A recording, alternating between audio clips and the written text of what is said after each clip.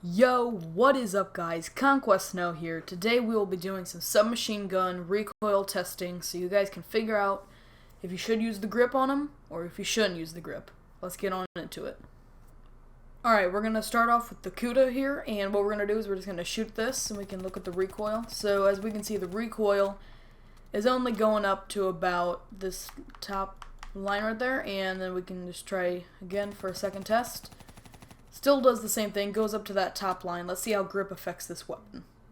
Alright guys, we got grip on it, so now we can start firing. And it looks like all it's really doing is it's just centering it up a little bit more. It still looks like it has a bit of recoil, but it's not going up as high as it was, so it's staying more constrained in the central area. So I would say it's an okay weapon to use grip on. It's not completely necessary because it's a submachine gun. You're going to be really close up, so I don't think grip would be 100% necessary. So let's get on to the next weapon. Alright guys, now it's time for the VMP. So all we need to do is just start firing with the VMP, and it goes up to this very top line. And now time for a second test. And what it's doing is just going all the way up.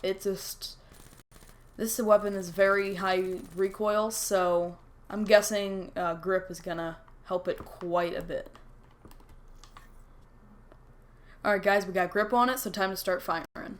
Alright, let's see here. So what grip is doing is it's just keeping it more constrained. It still has quite a bit of recoil, but it's actually not as bad as it was before, so I'd say definitely give grip a try on this weapon. It's very recommended. Yep. Alright, let's go on to the next weapon. Alright guys, we got the Weevil here, and it's no grip, so what it's doing is it's still firing to the top line, about right there. It's just going to the top of the door, and it's one of those higher recoil weapons as well, so it's definitely going up pretty high. So let's see what how grip affects the weapon. Blech. Alright, I got grip on it, so time to start firing the weapon. Alright, so it's doing the same thing as it did before. It's going up to the top line, but a lot slower, so one kill would be about 4, 5, 6 bullets or so, and saying you miss a couple, I'd say just fire 8 bullets, so we can try doing that to the wall with grip and just see how well the grip has affected that.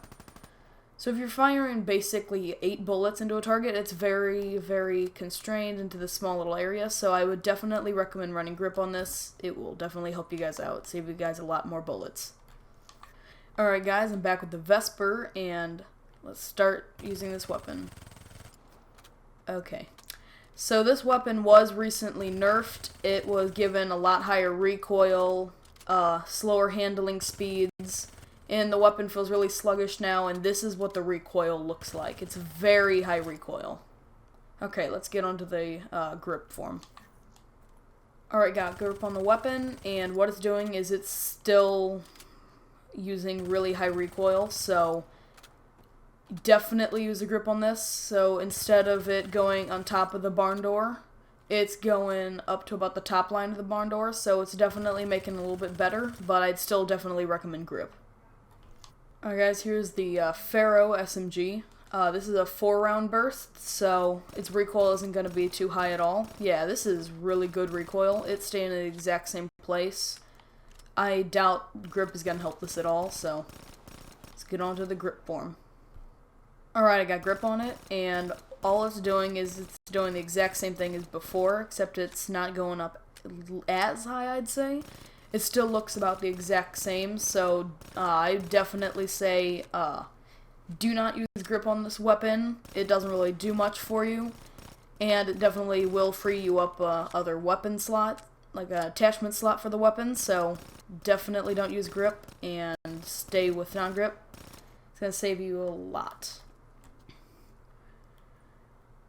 Alright guys, now we got the Razorback, and I already know this is a pretty low recoil weapon, so already this is really, really good, so yeah, this is already really good, so let's see what grip does to this. Alright, now let's test out the Razorback with a grip on it. Alright, so all it's doing is just becoming a lot more constrained into this small little area. It doesn't actually make it that big of a little pattern as the other one did, but it's definitely not as big as the other one, but I'd say it doesn't really matter. It's really iffy using grip on it, so it definitely save you an attachment slot if you didn't use it. So I'd recommend not using it, but if you're one of the people who wants to, go ahead and use it. Thank you guys so much for staying around watching this video. It definitely means a lot to me if you guys left a like on it or anything, whatever the video deserves. So hopefully this taught you guys a lot about submachine guns and if you want to use grip on it or if you shouldn't use grip on it, anything like that. So thank you guys for staying watching. This has been it, guys. Goodbye.